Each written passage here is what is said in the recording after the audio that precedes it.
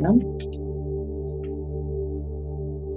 Now, we need to look at our posture. What posture are we looking at? Because posture is critical. Our posture is critical, so is preparation. When you're waiting for an announcement, you need to be prepared, because announcements can be made and find you unprepared.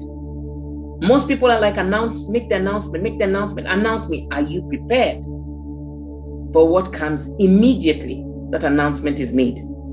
Are you prepared? Are you expectant of the announcement? See, when a woman conceives, and I'll keep, speak a little bit about this example because we all can relate with it.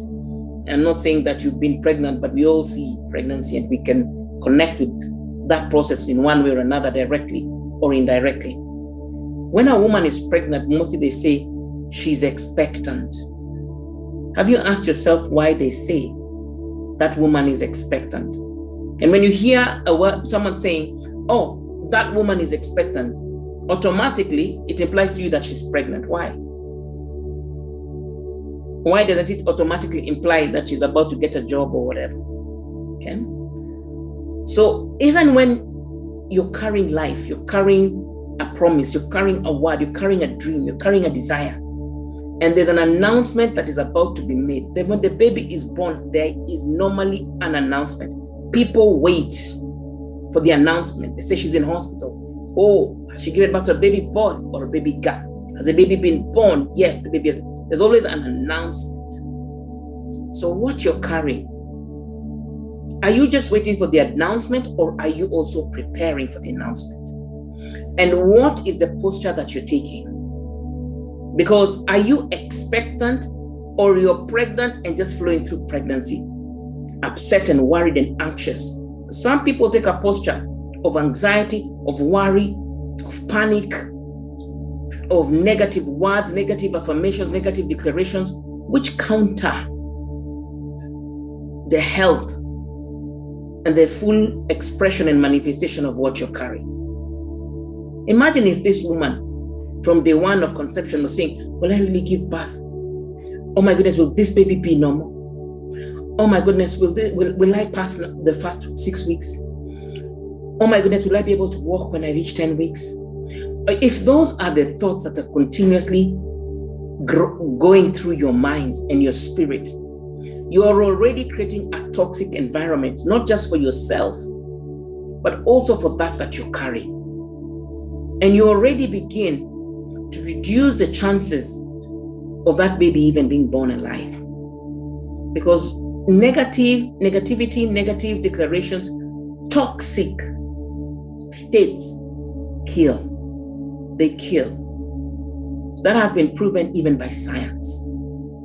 An experiment was done, and I think I've shared this severally, of 2 bunches of bananas from the same tree, in fact, from the same branch, put in 2 different rooms, and 2 groups of people assigned to each bunch. And one group was only assigned to speak positive things to one bunch of bananas. And one group was assigned to speak negative things. And within a period of 3 days of the same but opposite actions towards the same bunches of bananas, the bunch that was receiving negative talk was completely black and dead in less than 3 days.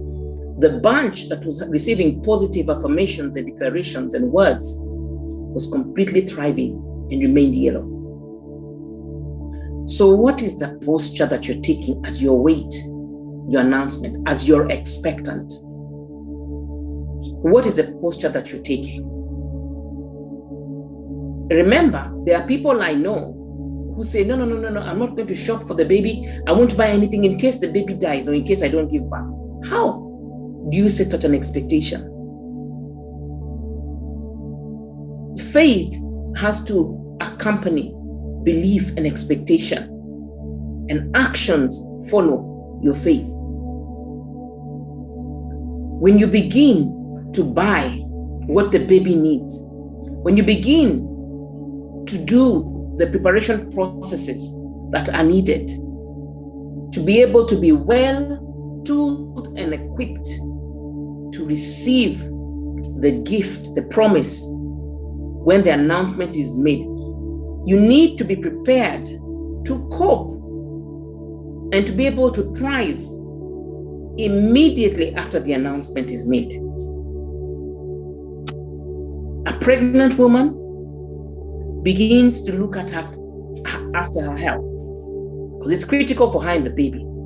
She will begin to look at what supplements are needed to supplement the nutrients in her body for the full and optimal growth of the baby. Iron, calcium, magnesium, and whatever other things are needed. Lots of water, walk and exercise, rest and sleep, consistent diet, okay? She begins to take care of her mind, conditioning the mind to have a positive mindset. By the way, conditioning the mind to be prepared to receive, to go into the state of motherhood. She's not a mother yet, but she is, of course, expecting to be a mother, expecting a baby. You're expecting the manifestation of a promise in your life, the fulfillment of the word of God, or a dream that you have embarked on, or a desire that you have. It is about to come into fulfillment.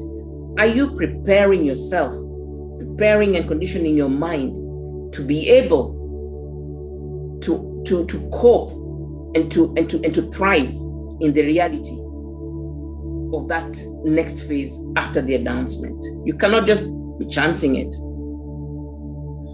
The pregnant woman already starts to see herself as a mother. What are you expecting? You're expecting to go into a whole new dimension, into a new level of promotion. You're expecting to go into a higher position of influence. Are you equipping your mind, yourself, to be able to step into that role and thrive in that role? The pregnant mother begins to read about baby care, about babies, about growth, about feeding, about breastfeeding, about motherhood, about childbirth, about labor, about all these things. This is preparation so that the announcements, when they're made, you're ready. You start to acquire knowledge for that next dimension. Nothing is set in stone, and a lot of things are learned real time. But preparation is key. In the wait, as you're expectant, at the announcement, and immediately after the announcement, your state of preparation is key. Are you beginning to change your environment and to already begin to posture yourself in the physical as that you're expecting? The parents of the newborn baby that is expected begin to identify a room. They paint the room. Sometimes now with technology and scans, people find out the sex of the baby prior, the gender, and they buy the clothes. But even those who don't know the gender buy unisex clothes, or they go by their intuition, but they buy clothes, they buy blankets, they buy a bed, they buy a stroller, they buy a baby seat, they buy a baby car seat, they buy a pram, they buy baby bottles, they buy diapers. They invest in the expectation. Yet there are some who say, oh, I will not. I'll not buy just in case the people die and the baby dies or something happens wrong. How are you setting and conditioning your expectation? Then how prepared are you? When the baby comes, those people are very harassed. They're so unprepared. They can't cope and cannot thrive. They have to do a lot of work to catch up with the preparation of the blessing, with the receiving of the blessing, with the taking care of the blessing, with the operating in the dimension of the blessing. They struggle because they have to recondition themselves, their mind, their reality, real time. So the posture that you're taking as you are waiting God to announce you is very critical. Think of every dimension in which you're waiting to be revealed, in which you're waiting for God to announce you, begin to act, begin to think like, in a way that, in a posture that brings forth or shows the reality of that thing that you're waiting, or that dimension. You're waiting for marriage. What is your preparation? What is your posture? What is your attitude? What are your words? How are you conditioning your body, your mind, your spirit, your soul, your health? How you eat, physical activity, your knowledge in God concerning marriage, your knowledge by reading, by connecting with those who are married and learning from them and sharing from the examples and taking tips. And how are you positioning yourself? Or are you just waiting for the announcement and then you drop in the dark? Okay? How are you acquiring? You're waiting to go into politics. You're waiting to expand your business. What preparation are you making in advance of that promise, in advance of that dream becoming a reality? What promise are you expecting to come alive? What efforts are you putting towards being fit for that flight, ready for that assignment? Because it's so critical that we look at this foundation, because a lot of people are sitting month after month, day after day, just waiting for the announcement. A pregnant mother does not just sit in her room from the day she conceives, waiting for the announcement of the baby. There's lots of things that are taking place within that window of expectancy, right? So pay attention, expect, and prepare. The posture that you need to take as you expect and as you prepare include believing and acting. As you expect, you have to believe that you're pregnant and that that baby will be born. You have to believe. You have to believe that the promises that you have been given, you have to believe that the word that has gone forth concerning you, you have to believe that the dream that you have and the desire that you have will truly come alive. And therefore then you act. You begin to do the things that are required to prepare you for that moment of announcement. Okay?